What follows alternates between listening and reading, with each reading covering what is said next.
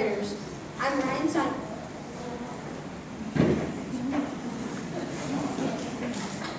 I'm Ryan Simon, and I'm proudly representing Mrs. Epperson's class, the Huskies. A little more than 6 years ago, my 5-and-a-half-year-old self walked through the front doors of Del Sur Elementary School to start a new chapter in my life, kindergarten. It was quite nerve-wracking. Me? A big kindergarten? Already? When I remember on the first day of being an explorer how all of my classmates wished that they were in the 5th grade, that they were as cool and big and smart as the 5th graders. I couldn't help but admire the huge giants along with them. They made us look like ants compared to them. Well, now we are those cool and big and smart giants. 5th grade has come and gone in the blink of an eye.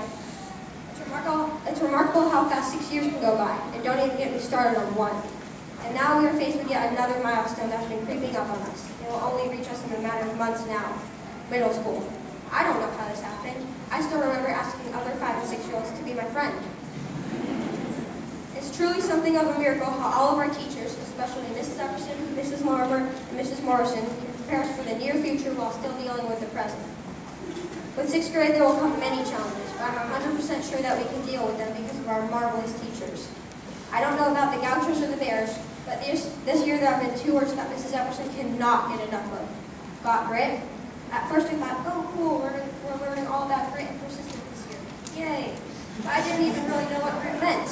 I didn't know that these words will impact the rest of our lives. If it weren't for grit, if it weren't for perseverance, we wouldn't have gone through SBAC tests, or Colonial Day, or just 5th grade in general. And if we don't carry grit and persistence on with us into 6th grade and beyond, everything will be a lot tougher than it has to be. One of the things that we must have in life is persistence.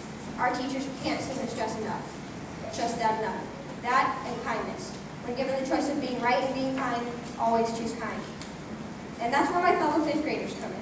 I know, you guys are probably thinking, wait, what? What happened? Am I in trouble? Of course you are. Not. Why would you be in trouble? I just want to thank my friends and my friends' friends. Yes, my friends have been with me through thick and thin, victory and failure, and I try as hard as I can to be there for them. So of course I would like to thank my friends. But if there's anyone that deserves as much thanking as the teachers and the friends, it's the parents.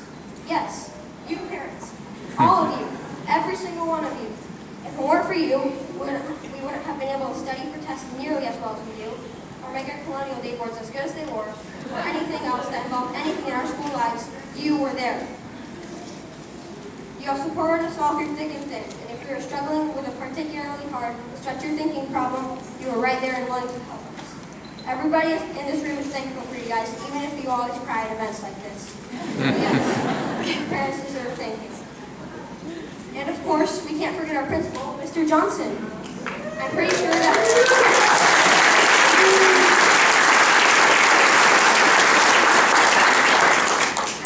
that he knows every kid in the school by first name, and that's no simple task. And it's also not uncommon for him to come into our classrooms and give us small lessons. That's pretty amazing. And even when some of us get into trouble, he will always forgive us. Mr. Johnson, you have stuck with us all.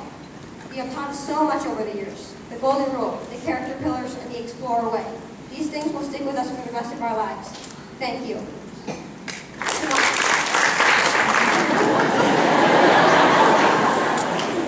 Tomorrow's our last day of being explorers, of being elementary schoolers. If you take all that you've learned with you into 6th grade and beyond, you guys won't only be pursuing your dreams, but dancing to them. So as you reflect on your years at Del Sur, whether it was only 1 year or if it was 7, know that Del Sur is not just a place where you go to learn. It's a place where you go to grow, to become a better person, and to be taught life lessons.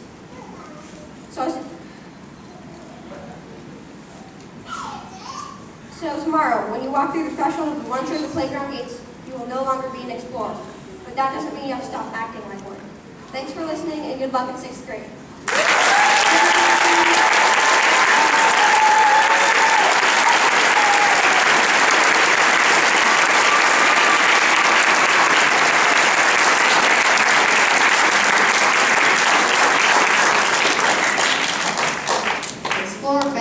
Our scholars have prepared a tribute song, Seasons of Love, to honor our families for everything you have done.